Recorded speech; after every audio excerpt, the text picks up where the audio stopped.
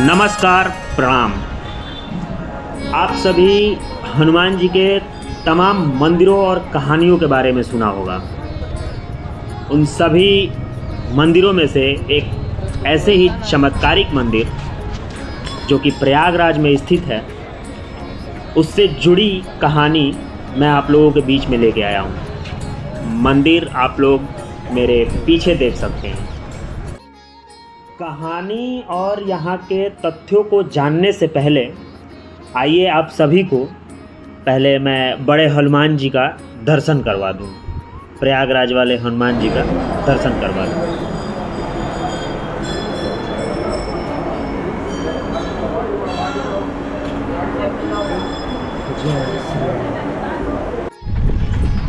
अभी जिस जगह पे मैं बैठा हूँ, ये जगह अभी 2 हफ्ते पहले पूरा भरा हुआ था।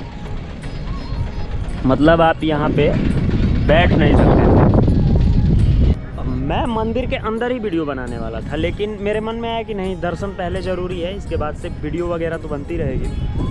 और हेलो भाई। हेलो।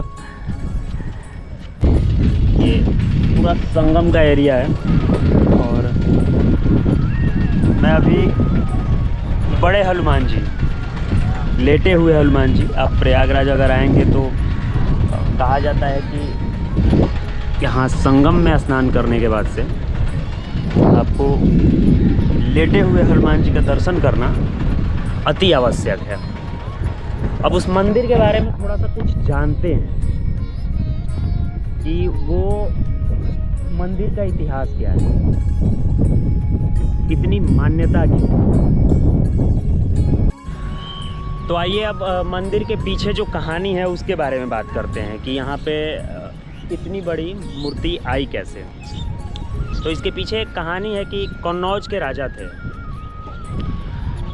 उनकी कोई संतान नहीं हो रही थी, जिसकी वजह से वो काफ़ी परेशान थे। उन्होंने बहुत सारा यज्ञ करवाया, अनुष्ठान करवाया, पूजा पाठ करवाया। इसके बाद भी जब संतान नहीं हुआ तो एक महंत के यहाँ वो गए और उनसे जब बात हुई, उन्होंने अपनी परेशानी उनको जाके बताया कि ऐसा ऐसा है और मैंने ये सारी चीज़ें करके देख ली पर मुझे कोई संतान नहीं हुआ।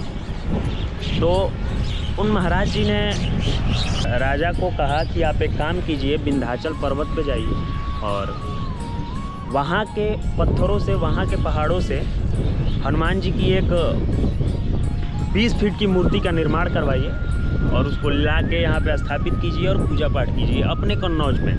तो ये यही नदी के रास्ते से लेके जा रहे थे, लेकिन अचानक ऐसा हुआ कि काफ़ी बाढ़ का माहौल हो गया। पानी बढ़ने की वजह से उनकी नाव डूब गई इस जगह पे। ये पहले पूरा जलमग्न हुआ होता था और नाव डूब जाने की वजह से मूर्ति भी इसी जगह पे रह गई।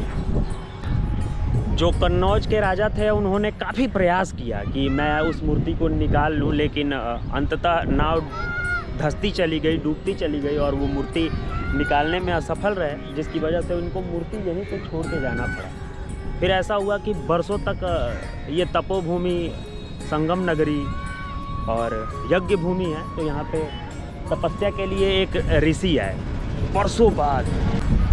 तो वो तपस्या के लिए एक उचित स्थान खोज रहे थे और स्थान के तौर पे उनको यही स्थान दिखा। फिर वहाँ पे वो साफ़ सफाई किए तो उनको हनुमान जी की वो मूर्ति दिखी। फिर उन्होंने जाके बताया और तब से वो मूर्ति यहीं पे पड़ी है और कम से कम ये बात है 600 से 700 वर्ष पुरानी। फिर यहाँ के जो शासक थे उनको ये चीज़ें पता लगी। उन्होंने इसको काफ़ी बार ऐसा हुआ कि जब मुग़ल का आधिपत्य हुआ इस जगह पे, जब हमारा देश गुलाम था, तो इस मूर्ति को निकालने का प्रयास भी किया गया। अंग्रेज भी आए जब, तो इस मूर्ति को निकालने का प्रयास किए, क्योंकि ये लेटे हुए अवस्था में हनुमान जी की यहाँ पे मूर्ति है, वो भी असफल रहे, नहीं निकाल पाए। क्योंकि एक कहानी इस बात पे भी है कि जितना इस मूर्ति को निकाला जा रहा था, वो मूर्ति उतनी ही अंदर धंसती जा रही थी और अंततः ऐसा हुआ कि उसको ऐसे ही छोड़ दिया गया और तब से हनुमान जी के इस महिमा मंडल का बखान किया जाता है प्रभु के। तो ये कहानी थी इस मंदिर के पीछे की।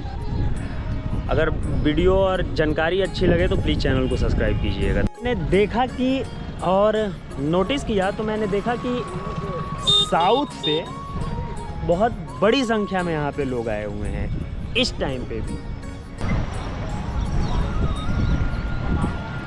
Ada kumpulan ini.